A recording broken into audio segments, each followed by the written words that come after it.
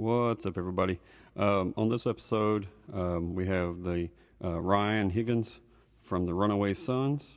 Really cool conversation we had with him. Unfortunately, you only get one time to have these interviews like this, and I don't know what was going on my end of the mix here, but I sound like Alvin and the Chipmunks. But Ryan sounds great. I'm a bit higher pitched on my end for some reason. But I'm going to post it anyway because they deserve it, and because it was a great conversation. So y'all check it out, and it's okay to laugh. I guess we'll start off with the name of your band. It's called the Runaway Sons. Yep. And what part of the world are you guys based out of? So we're based out of Dayton, Ohio. Basically, just kind of in that area. But yeah. I got you. How many folks are in your band? So there's four of us.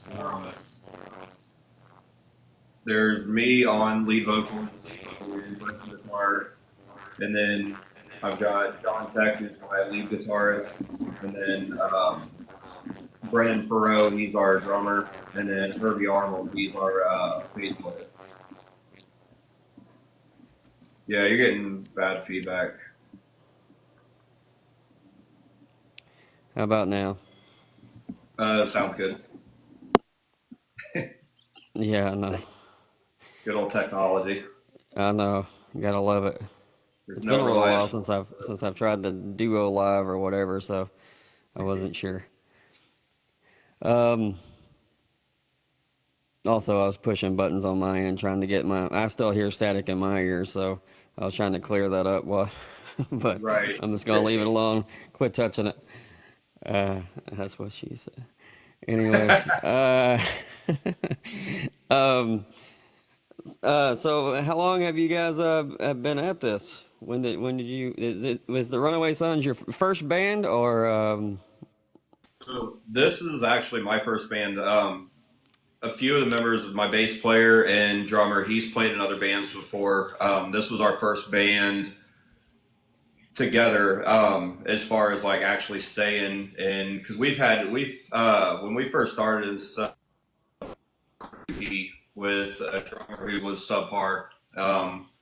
So we ended up having to let him go, and then we found another drummer who basically just bailed on us, left us for two other projects.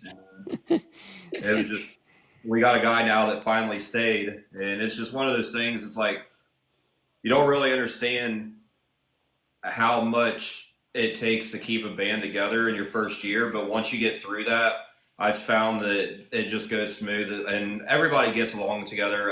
We all gel well and everything, and we play our first show together June 29th at a place called Dunaway's in Troy, Ohio, which we're really excited for that because we've got a lot of classic country like your Waylon Jennings, your Shooter, and a lot of our originals. And we're actually going to play a Tim Gooden song, which I was on the live watching when you had him on as a guest. We're doing Pills of Poverty. Yeah, So he was super cool to join,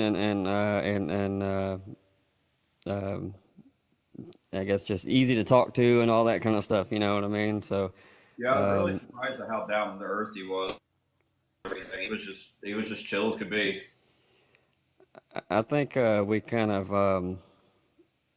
a lot of people that we met, I'm sure that Steve has met, and the few that I've met are definitely probably more down to earth, and a lot of them are probably way more introverted than we think about. Right. Um, so, but Tim I met one time at a gig in Memphis, and he was really contemplating quitting at that point, and just because it was so tough. Um, Right. so um, I guess like you're talking about, and first band and the struggles that that the 1 year can be, or it's a struggle all the time.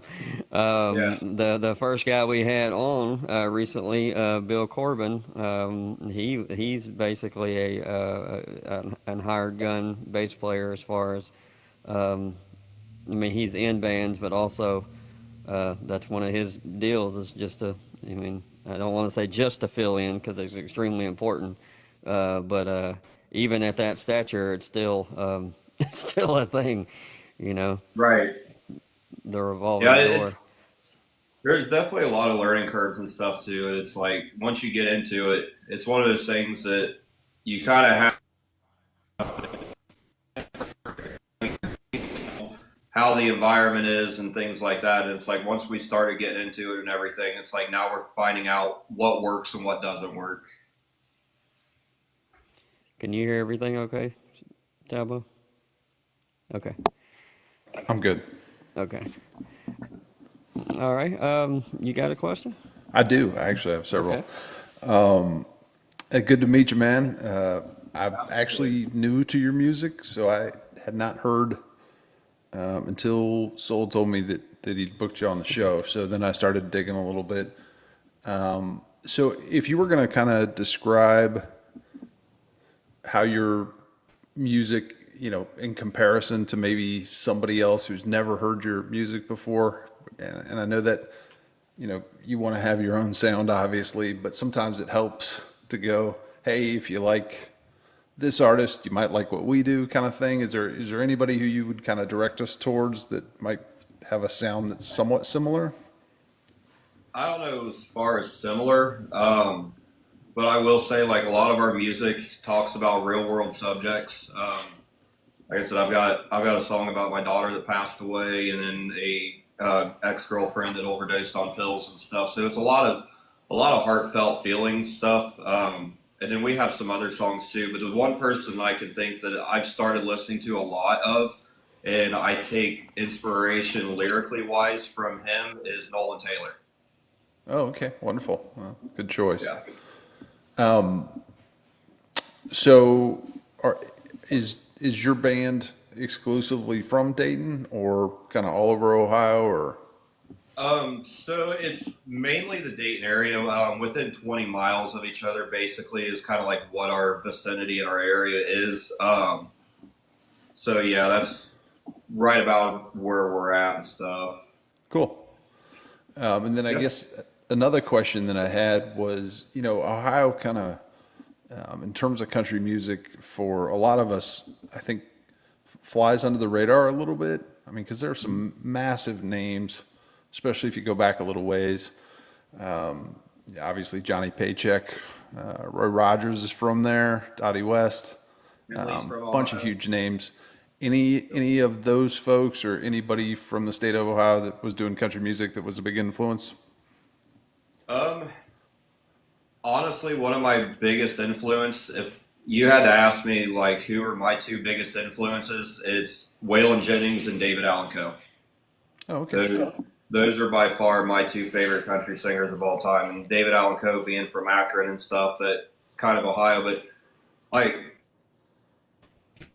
we have a really big rock scene. It seems to be a lot of rock music and stuff. But the further south from like Middletown area in Kentucky, I didn't realize how big of a music scene Kentucky had. And it's insane because it's like everybody's like, oh, you go to the world, and like just start seeing shows there, and that's kind of what we started doing was just going there, and any opportunity we have to kind of meet somebody, we take that as like a networking opportunity. Just say, hey, I'm so and so from Runaway Sons, and just put your name out there. You never know what's going to stick eventually. Yeah, it makes sense.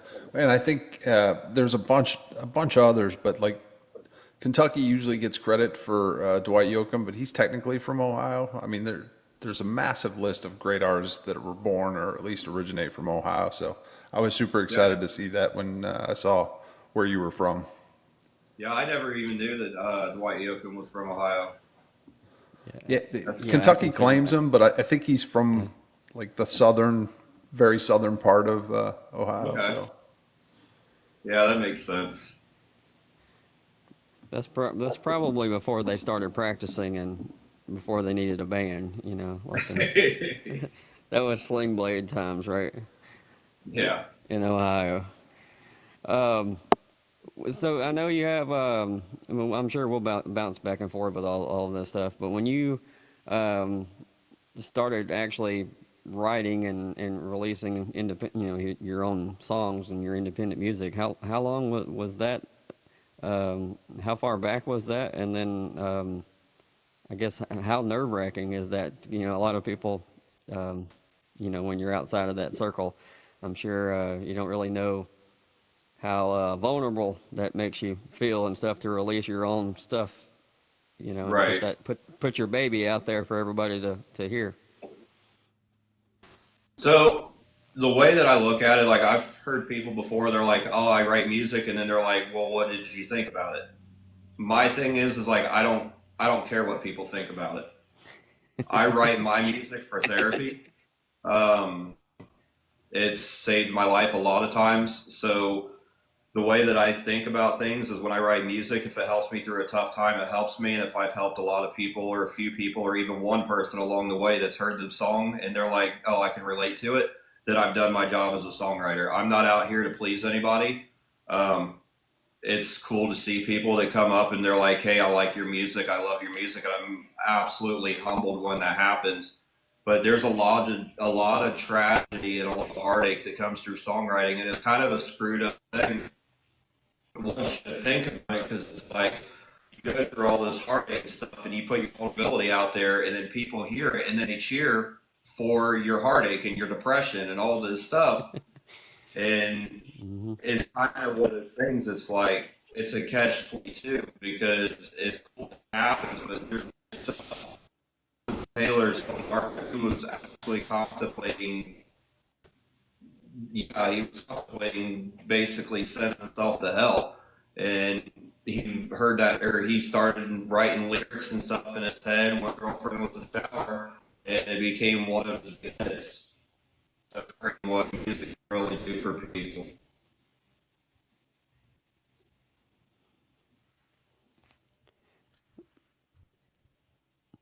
I get completely what you mean as far as writing it for yourself and then hoping, or then and then um, just letting it fall where it is and seeing seeing the reaction on it like that, because I can see where it would be discouraging to write stuff for someone else and then you get no feedback, so I can completely see where um, being selfish about it in a way to start with, and then letting everything come to it. I can completely understand why that would be the way. I'm sure a lot of people have to do that, because not all reviews are going to be Uh, and feedback. It's going to be positive. right,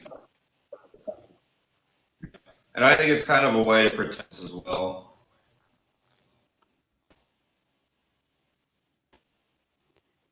Got you. So, how long ago was that when you released those songs on Spotify and everything? I know it hasn't been that long, but how new is that? We released them in October of last year. One of the songs, "The Struggle," was actually written 12 years ago. Just got released. It was one of them I wrote and kind of put it on the back burner. Wasn't really going to release it till our guitar player said release it, so we released it.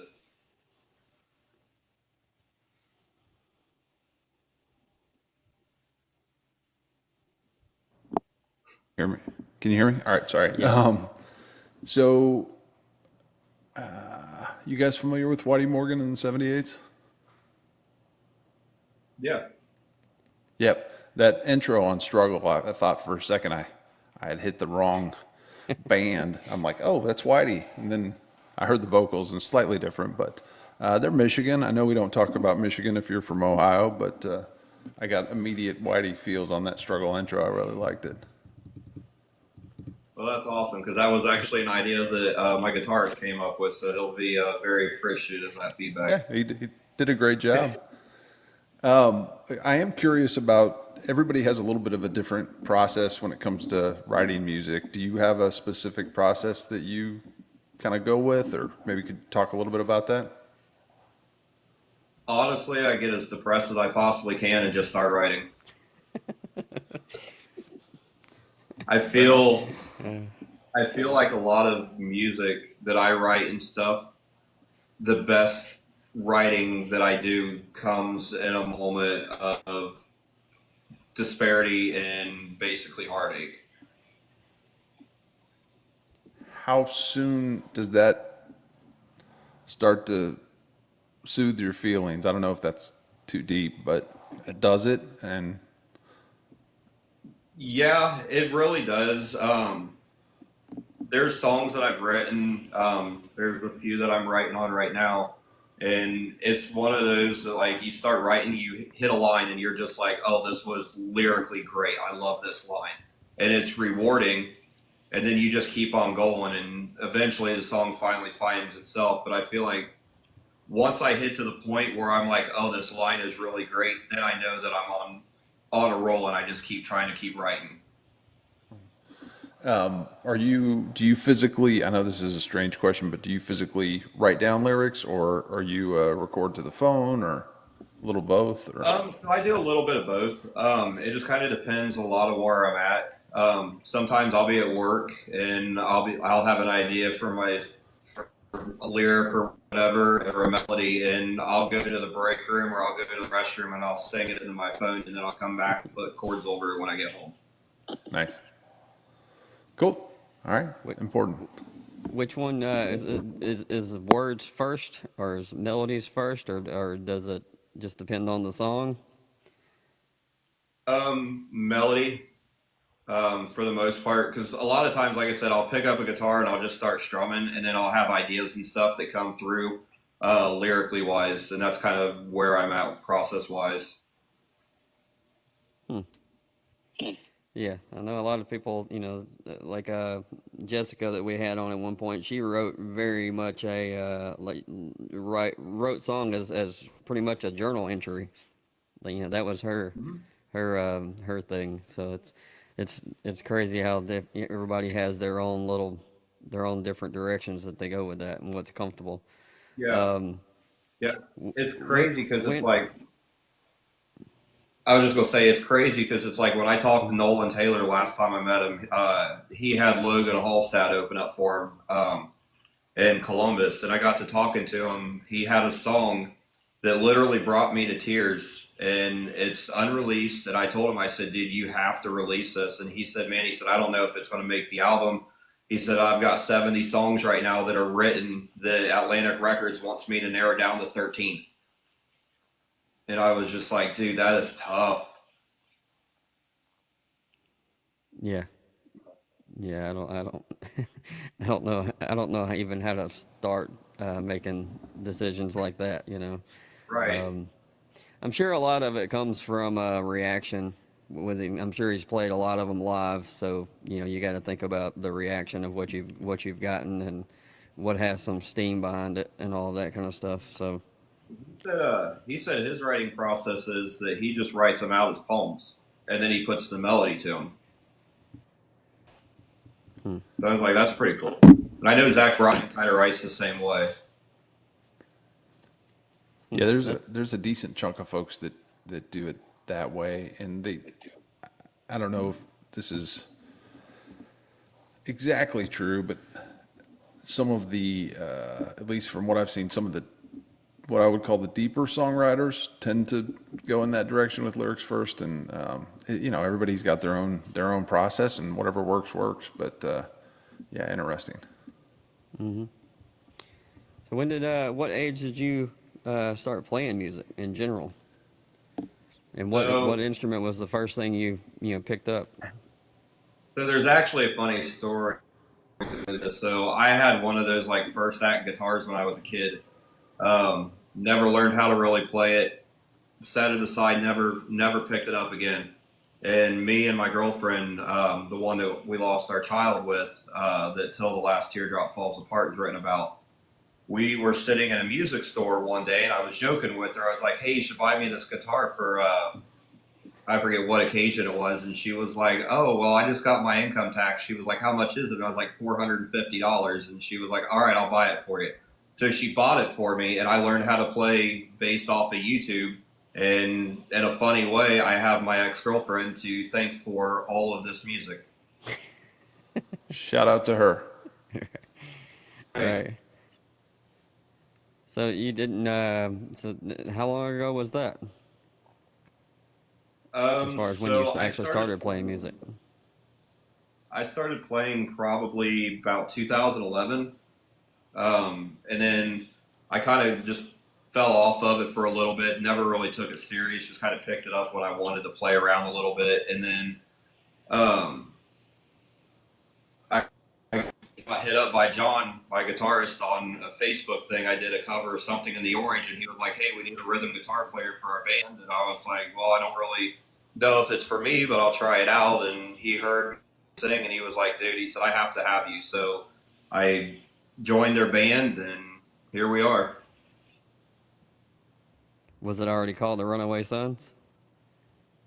No, it was actually a girl lead singer. The other kind of funny story about that. So there was a girl lead singer, and I was supposed to play rhythm with her, and we ended up kind of screwing around, and things went south as far as that goes, and started lying about a whole bunch of stuff. And I'm sending screenshots to my guitarist about all of this thing this girl's saying, and he was like, "Dude," he said, "I'll just kick her out." So he kicked her out, and then we formed our own band, and that's how we became Runaway Sons.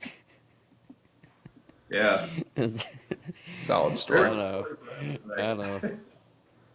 It's yeah. Everything in music is supposed to be all romantic and everything, and it's it's just not necessarily always that way. So.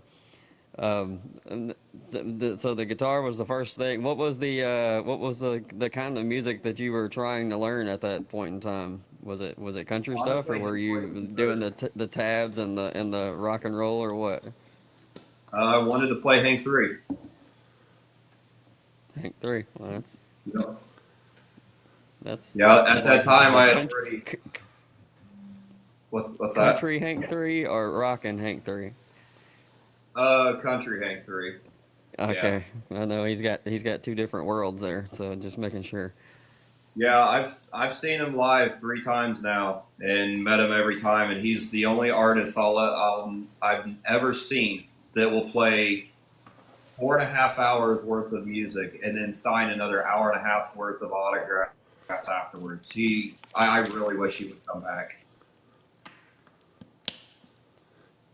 He You seems know, like he's got something going as far as like he's waiting on a contract or something to that nature to come be done so he can release different music. I don't know the details on all that, but I'm a fan as well, so I'll look forward to whenever that happens, if it happens. So.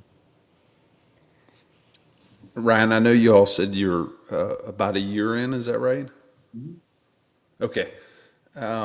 Just curious in terms of, when you're a newer band, sometimes it's difficult to see things down the road. Do you have any, 1 year, 3 year, 5 year plans on things that you want to accomplish, and maybe a little bit about that?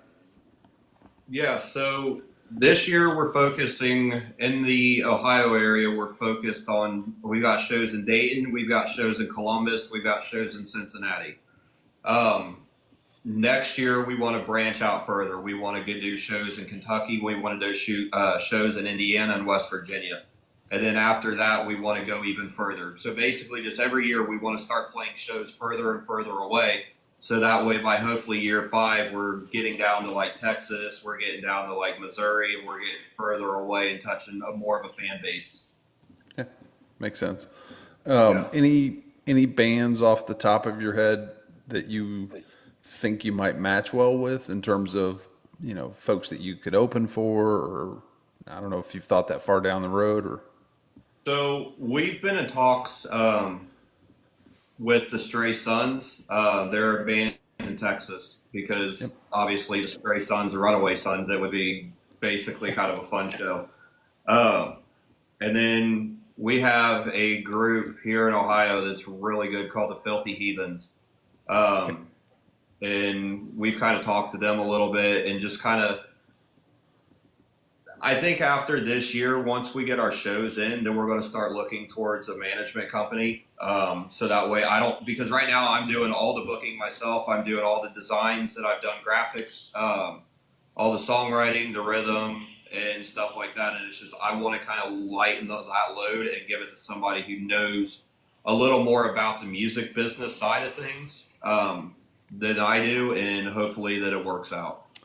Yeah, makes sense. I know that's a tricky proposition on knowing when the right time to pull that trigger is, but an important one nonetheless.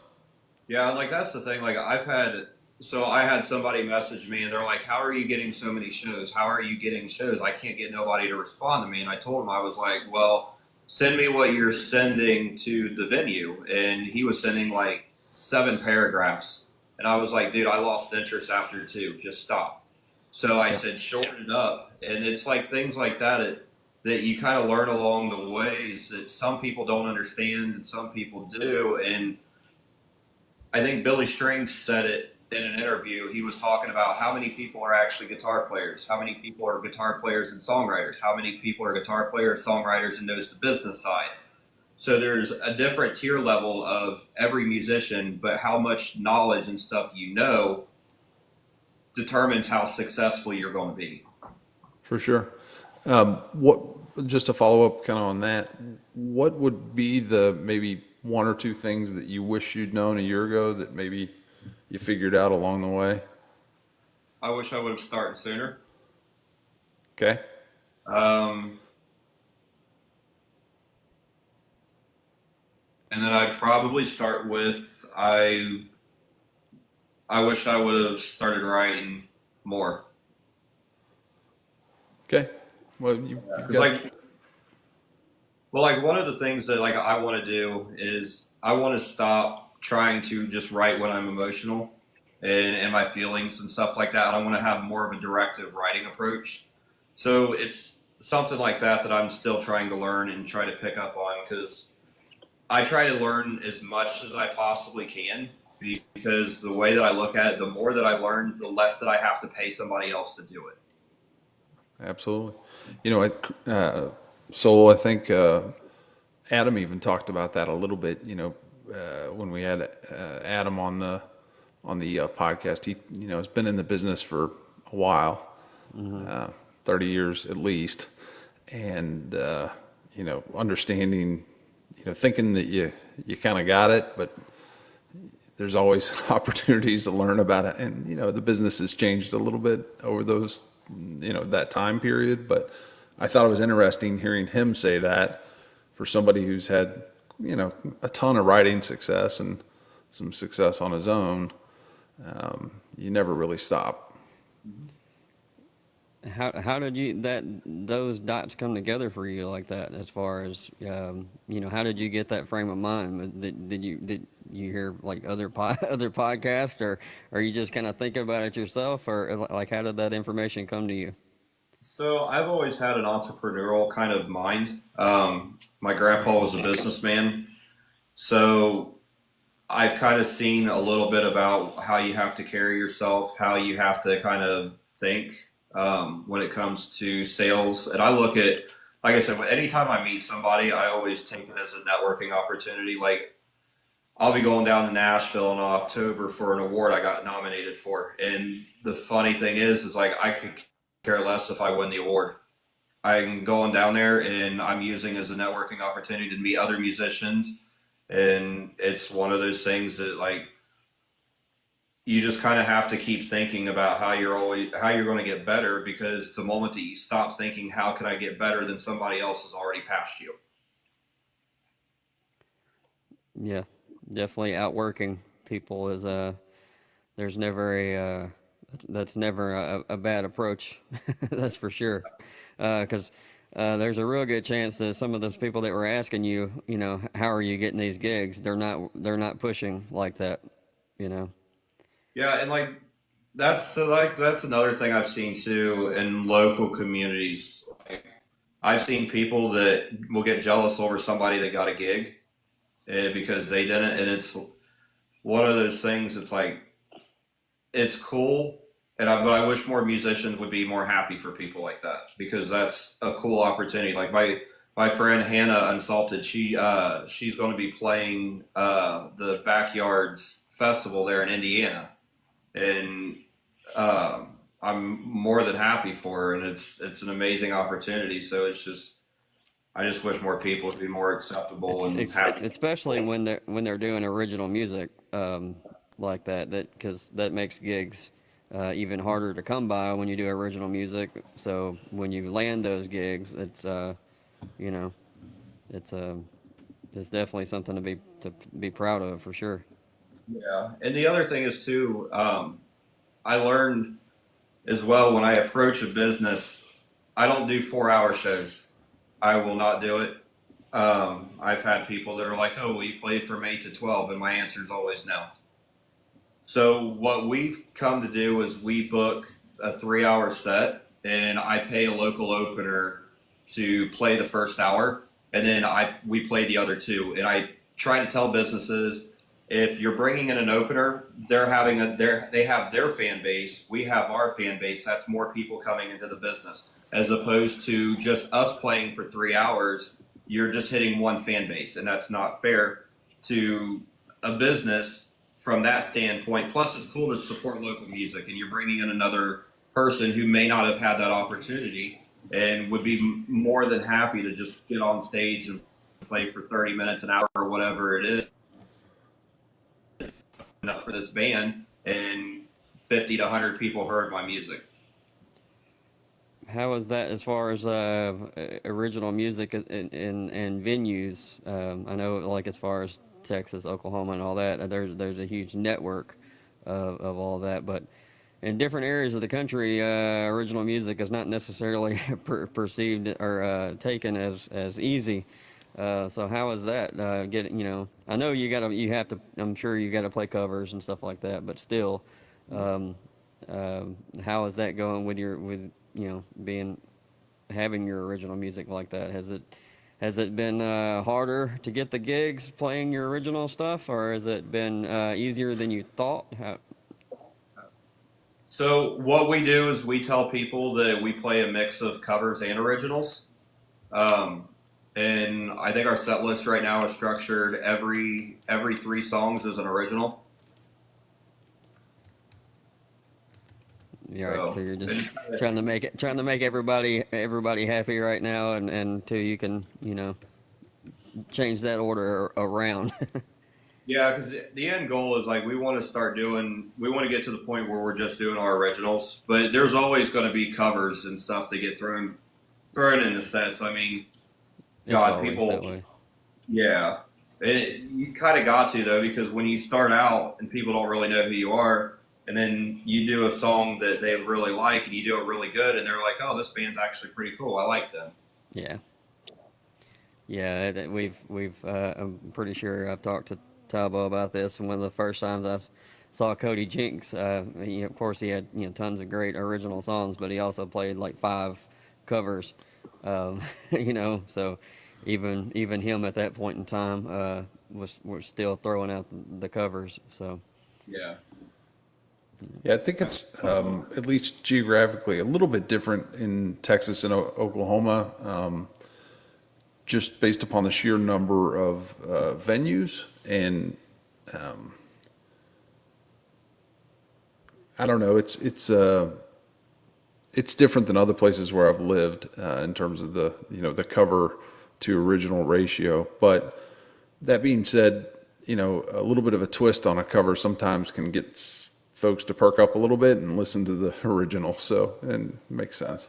Yeah. Kudos to you on the city swap idea. It's such a no-brainer, but folks, for whatever reason, just try to power through. Maybe because they have an existing relationship with another band, but grabbing a local band to open is, you know, it is a great way to not only fill the bar, but also, or the venue, but also a great way to earn new folks, friends, fans, whatever you want to call them. But it's amazing how Yeah. many people don't get that. Like it's really a smart idea. Well, Yeah, thank you. it's good. Yeah, and especially if some of the venues that go along with it and understand it. That's if that's great. Really, I It's don't half the see that battle. happening very much in my in my area, so area of the world. It's not supporting the music by far. It's strictly dollars. So, um, unfortunately, they could give a rat's ass about independent music. Most of the places around my area. But it is definitely something that it takes um, uh, guts and to be stubborn to just keep at it and pound the pavement, find the venues that will support those things. I mean that's great that you're able to do that for sure. Yeah, like that's another thing I think we're going to implement next year. So like our rates are going to go up for shows, just because of the nomination and stuff for the awards. But what we're thinking about doing is for all the businesses that supported us this year, we're going to keep the rate the same, so that way they can bring us back. Kind of like just thanking them for having us and giving us a shot the first year. Yeah, good idea. Good idea. That loyalty is important for sure. Loyalty Yeah. on both sides. Yep. And one of the things I see a lot with newer artists is that they, and this is really just a sales process technique, but they will get so focused on what it is that they want that they don't always look at it from the venues Yeah. perspective. And even things, little things like how they want to be, talked to, whether it's email or text or whatever it is, like little things like that are really important. Because if you're messaging somebody on Facebook that never looks at their Facebook and you wonder why you're not getting a response, it's intro, fact find, presentation, close. It's been done over and over again, tends to work pretty well. So Yeah, like we've noticed that too. Like some venues, so we'll just send them a message and kind of be like, "Hey, here's who we are. Here's our EPK. Check it out." And they'll respond to us. And then there's some that won't respond to us that way, and then we have to go an email route. right. And we found out that an email route works for them. So it's just, I feel like sometimes though too, it's like people send a message and they don't get a response, they just give up. And the way that I think is, no matter what you do in life, there's always a loophole. There's always a way around something. So if the first time doesn't work, I'm going to try and figure out what works, so that way I can get to you, so that way I can get what I want. Yeah, it's smart. Definitely. So I guess we'll go a question off of the music thing for a little bit. He mentioned Ohio, and then he mentioned Whitey being from Michigan. Who are your teams, and which sport? Who's your teams? So I am a diehard hockey fan. I am a huge Columbus Blue Jackets fan. Salute. Yeah, I have a lot of respect for the Detroit Red Wings for their success in the 90s. I grew up watching Dominic Hasek. I was a huge Hasek fan. I loved Lidstrom. So I can respect players from Michigan, but when it comes to the football teams, I don't respect any from Michigan, as far as that goes. But I'm also a Cowboys fan, so we kind of sucked for the last, I don't know, 20 something years. So it's kind of like the Browns. We're just used to it. I can I mean, vouch I for. kind of had it. I kind of had a rough growing up, anyways. Like my mom was a Cowboys fan and my dad was a Browns fan. So I thank God I chose the Cowboys at least, because the Browns have been brutal. So I live about I don't know 8 minutes from the Cowboys practice facility. Yeah. So I'm in, and I'm not a Cowboys fan. I don't dislike them. I'm just not a fan. Anyway, I'm inundated 24/7 with Cowboys stuff. Like I can't even Oh, I know. begin to tell you. So some people would think that's the greatest thing ever, and the Cowboys are pretty polarizing. You either love them or hate them. I'm kind of in the middle. I'm like the only person that's in the middle on them, but whatever. It's because I live here. So, Well, I mean, I guess when you're force fed cowboy stuff your whole entire life in the area and stuff like that, I mean, eventually you're all get tired of hearing it. yeah. Yeah. So I I've been here understand. about 12 years. So I already kind of had some roots with other teams, but yeah, it is kind of funny how much 24/7 Cowboys. I'll forward you some stuff. Well, it's funny because it's like, so my guitar player, John, he is actually from Detroit, Michigan.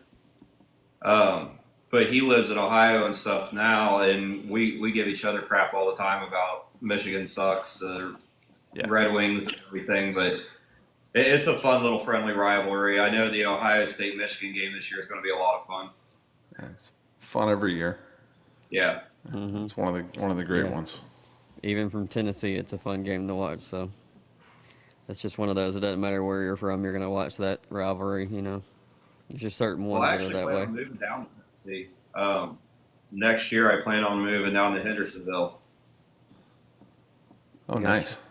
Yeah, I went to Nashville 3 years ago, and Hendersonville had the three things I love: Johnny Cash, Chop House, the steak restaurant, and a roller hockey rink. So I was sold right then and there.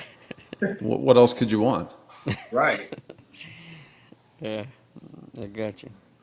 No, I mean, I'm a Chiefs fan since I was a kid, but as a kid, I liked certain players. I didn't have my family was not sports oriented, so I just like players that I watched, and of course, Cowboys were on TV all the time.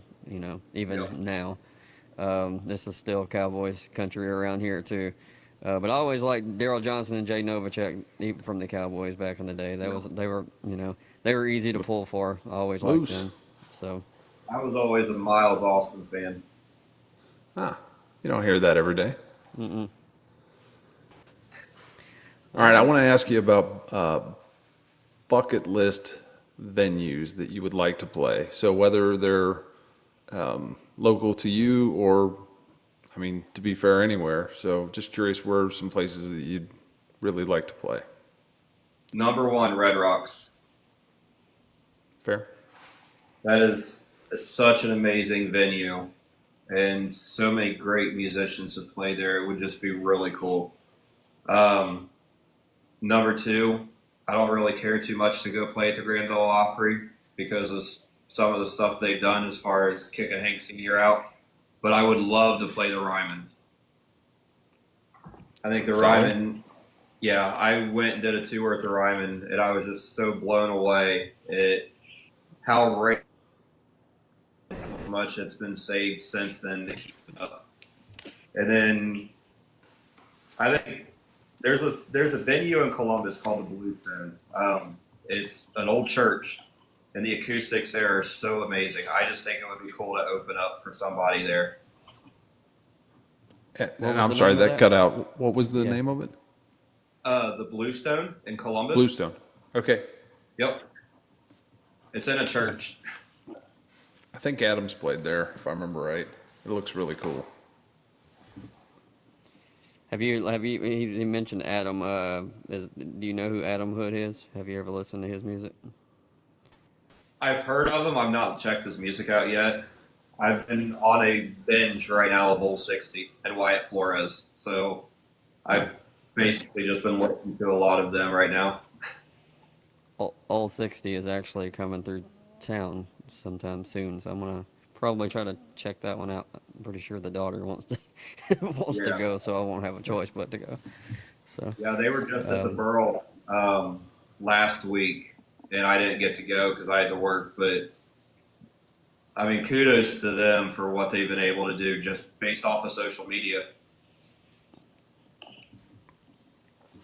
yeah, really quick too. Hmm. But the product is good too. So, Oh, absolutely. it's all gotta be a total package, but they definitely have it going on. So, as you said earlier, being happy for bands and success and gigs and stuff. I mean, definitely, definitely. It doesn't matter if they have been at it for 10 years or whatever their story is. I don't even know their story, but the fact that it's happening for them, I'm happy for folks like that for sure. Yeah. What's the saying that comparison is the was it the thief of joy? And you see that a lot in in that well, so and so's at this many followers, and so and so's at this whatever. Like you can get pretty wrapped up in that and kind of take your eye off the ball a little bit. I've seen that happen a lot with folks. Yeah, I feel like as long as you're focused on your own success and what goals you want to achieve, as long as you achieve those goals, then nothing else should really matter. Yeah, Well, and there's it's the way more saying, fun to be supportive. Yeah, Yeah. and the rising tides, raises all ships. So you would hope that the good vibes you give to other people would eventually come back around to you as well. And the networking and the there's just so many positives that come out of being positive. So Yeah, for sure. when you what was your first concert that you went to? And First about what concert, time period was this? first concert I don't remember. I believe I was told. Well, I think I was like 4 or 5, and I think my mom told me it was Reba McEntire and Joe Messina. That was the first Okay. concert I remember, or that I don't Redhead remember. tour there. What's that? Okay, the Redhead tour. So It what would was have the been first concert 95. with that? What'd you say? I said it would have been in '95, so whatever tour that was. So what was the first concert that you're old enough to pick it and choose it and you can go on your own? What was the first one then? Um, Jamie Johnson at the House of Blues in Cleveland. That's pretty solid. He, Yeah. he was amazing. So I knew that In Color was the last song that he did, and I had my guitar in the car, so I ran and got the guitar and went around the back, and I was like, "Hey Jamie, will you sign my guitar?" And the security guard's like, "No, he's too tired. Maybe next time." And Jamie's like, "No, I got you." So he brought me on the tour bus, set the guitar on top of his table, opened it up, and autographed it. And then I took it away, and I looked at it, shocked. I called my grandpa, and I was like, "Oh my God, Jamie Johnson just signed my guitar." And then I looked at it, and he signed it upside down. And I was like, "Why? Why would you have done that?"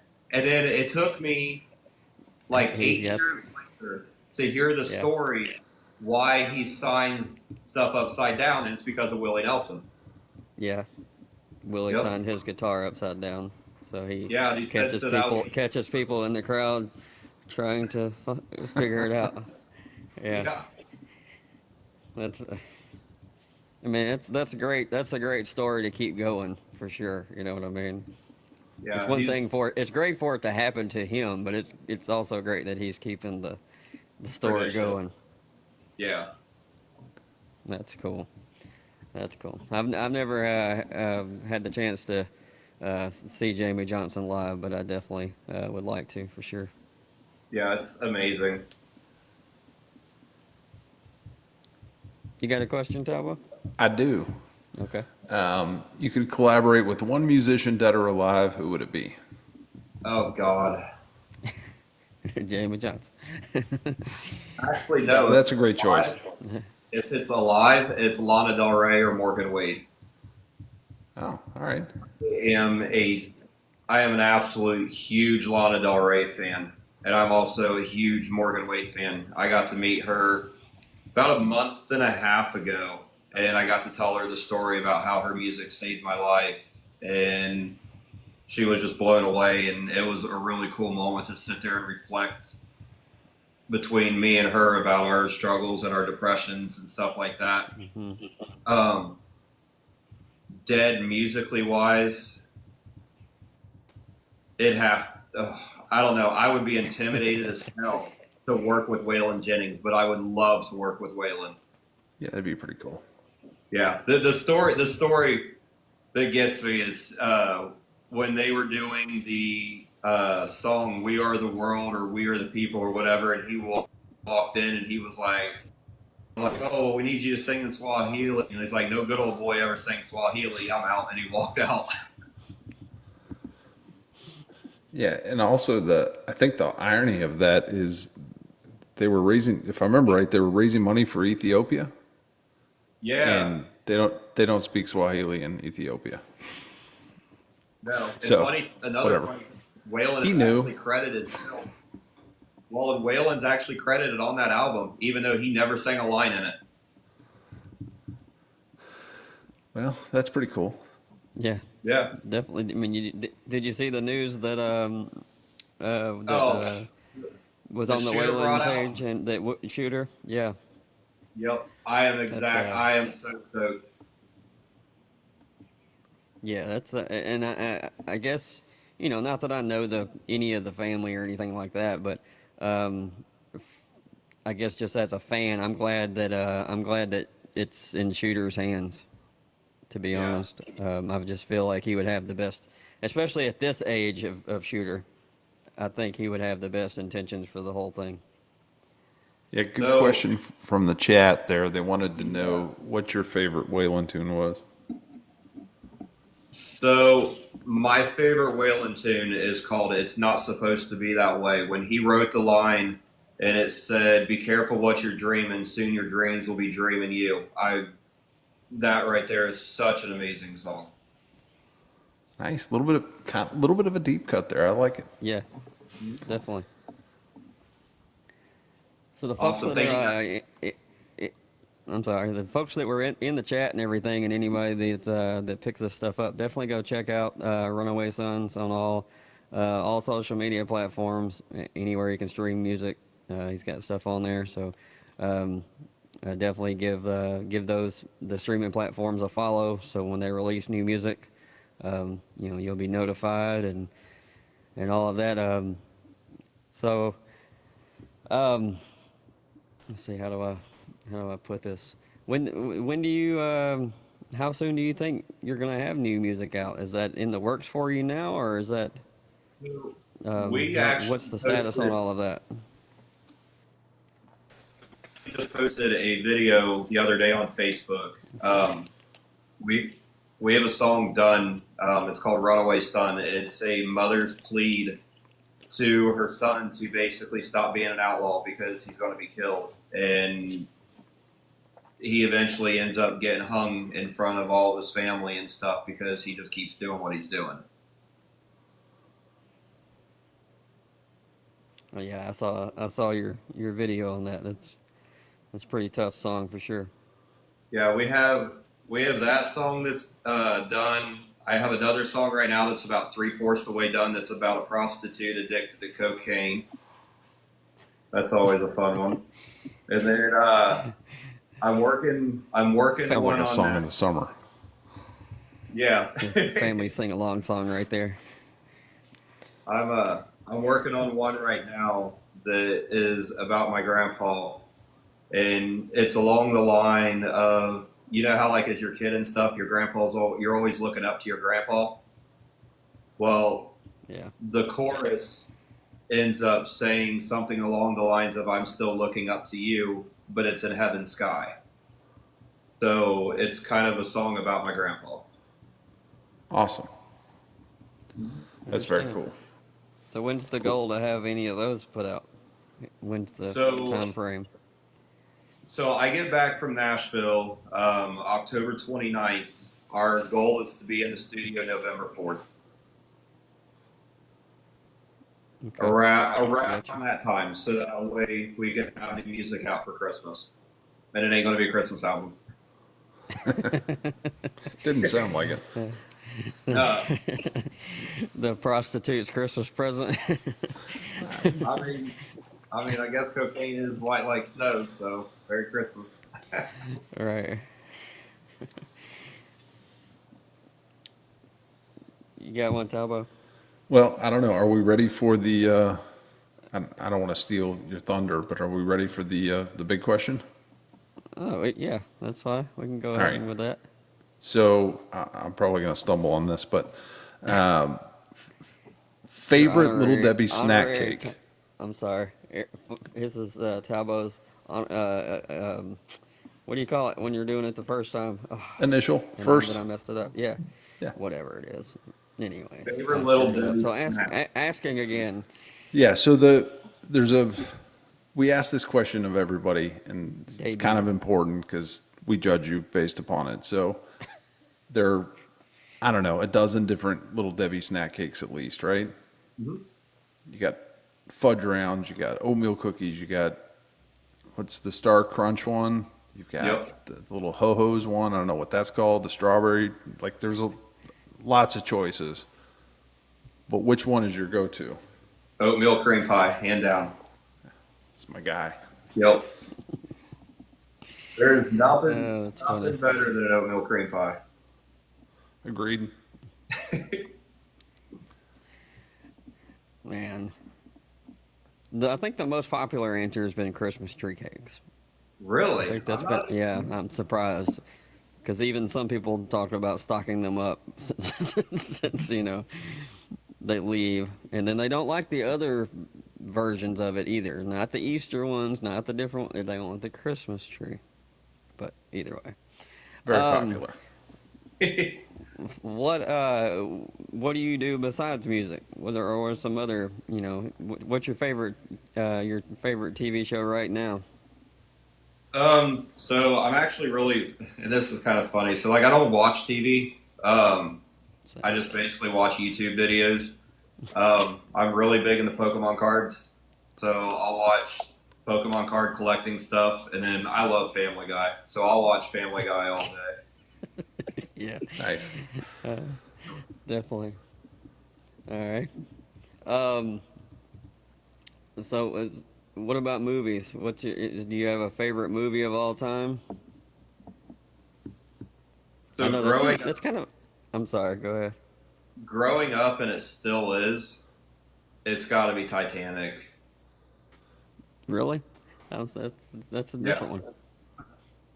I was a huge fan of the Titanic, and I still am.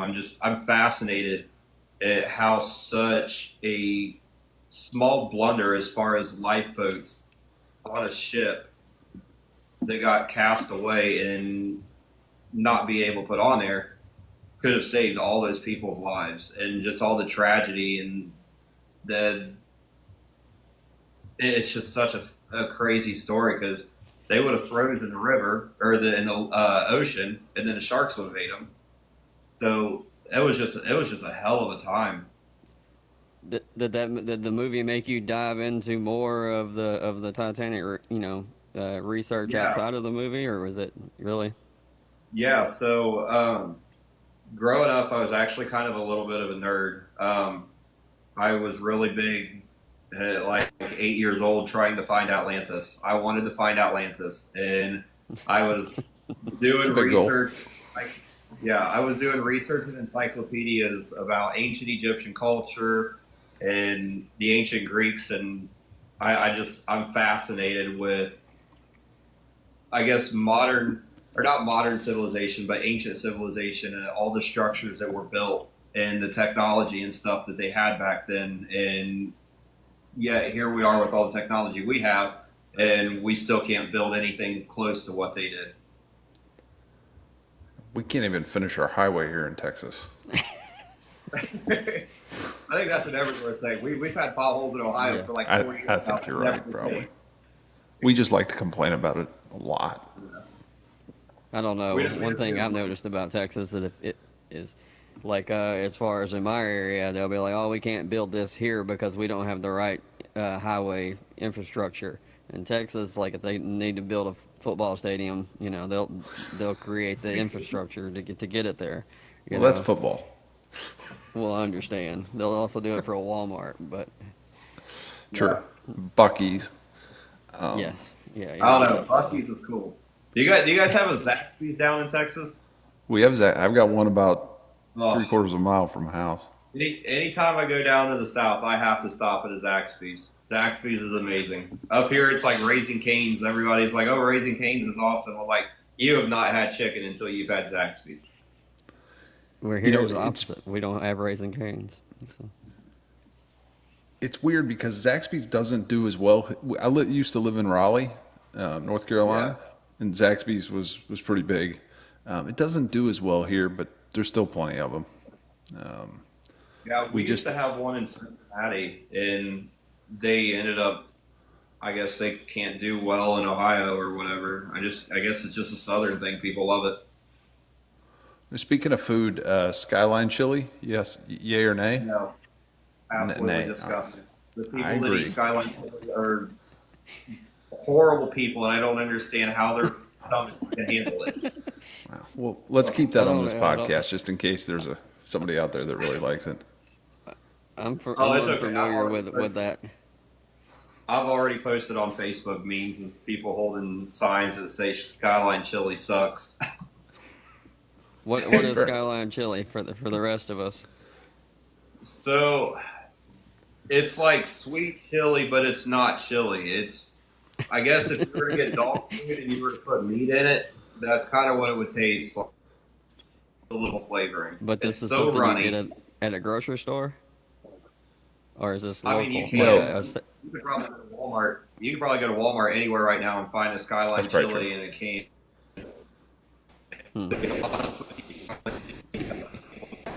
And say this thing's defective. It's so gross. They're all Yeah, over. and they have. Is there a chain of them also? Is that where that started? Okay. So it started. It started in Cincinnati. It's kind of for some reason people like it. I mean, who pays $8 for a hot dog? And the hot dog is like this big. It's so tiny. Yeah, Trish, it's a Yeah. northern thing. Yeah. It's not good. Well, I'm glad we've solved a lot Not of a these fan. issues tonight. Gotcha. Yeah, no world problems. We got it. All right, man. Well, we'll let you get out of here and everything. I know you had a work today, then band practice and all of that. We definitely appreciate you hopping on. Anybody that doesn't follow the Runaway Sons page on here, make sure you do. Make sure you do on all social platforms for sure. All of your wherever you stream your music from, YouTube, Spotify, iTunes, wherever. Make sure you give them a follow. So when the Hooker Christmas songs come out later this year, you'll be the first one to know. Man, it was good to meet you. Appreciate you hopping on the show and everything. Whenever things really start to roll for you guys, need to make this happen again, or when you have new music coming on, we can do a short episode or whatever of this to promote whatever you got going on. So. Yeah, that'd be fun. Just wanted to say thank you to everybody that's in the chat that stuck around for all of this. I just wanted to say I appreciate you guys. Yeah, thanks, Ryan. We appreciate it. Good to meet you. And if I'm sure this goes for Soul and myself, if we can ever be of help for you, just holler. Definitely. Can you get me booked on Red Rocks? I think we got to start somewhere else first. But, I know. who knows? I'm just messing. How about Red Pebbles? Hey, Red wherever Gravel. that's at, How we'll about that? play. All right, sounds good. All right, my man. Take Red care. Gravel. We'll see you. All right, see you guys. See ya.